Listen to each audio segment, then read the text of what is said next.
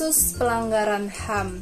Dalam kehidupan sehari-hari, kalian tentunya sering mendengar dan melihat peristiwa-peristiwa seperti pembunuhan, perampokan yang disertai pembunuhan, penyiksaan, dan sebagainya. Selain itu, mungkin saja kalian pernah melihat seorang pembantu rumah tangga yang dicaci maki oleh majikannya, seorang siswa yang dihardik oleh teman-temannya, dan sebagainya.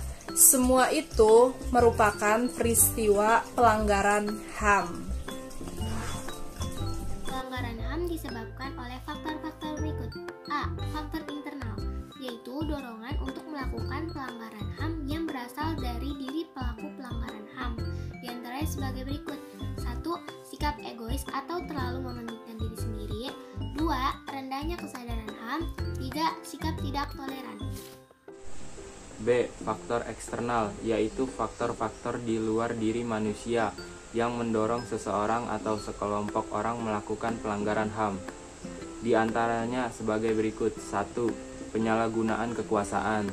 2. Ketidaktegasan aparat penegak hukum. 3. Penyalahgunaan teknologi. 4. Kesenjangan sosial dan ekonomi yang tinggi.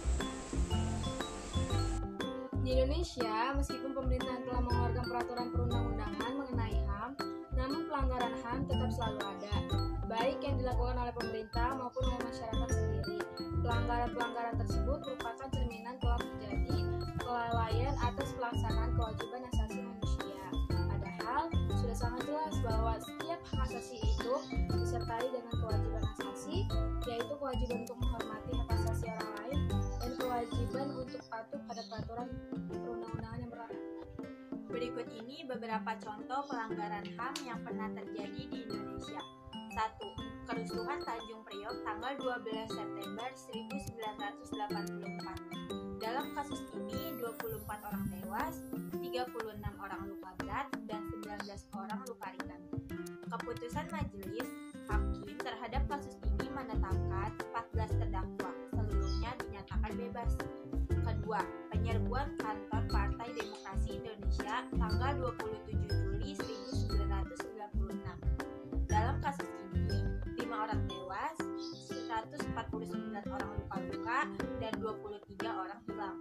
Keputusan majelis hakim terhadap kasus ini menetapkan 4 terdakwa dinyatakan bebas dan 1 orang terdakwa divonis 2 bulan 10 hari.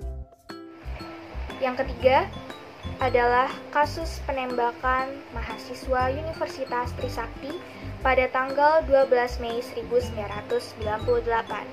Dalam kasus ini menewaskan 4 orang mahasiswa.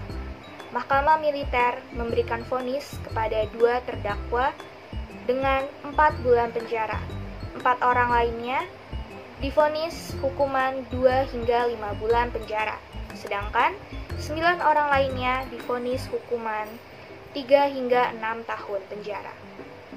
Kasus yang keempat adalah tragedi Semanggi I pada tanggal 13 November 1998. Dalam kasus ini menewaskan 6 orang mahasiswa.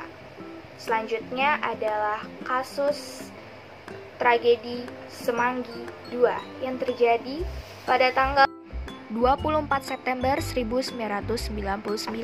Dalam kasus ini menewaskan seorang mahasiswa. Dan yang terakhir adalah kasus yang kelima, yaitu penculikan aktivis pada tahun 1997 atau 1998. Dalam kasus ini, 23 orang dinyatakan hilang. 9 orang diantaranya telah dibebaskan. Namun, 13 orang lainnya hingga saat ini belum ditemukan.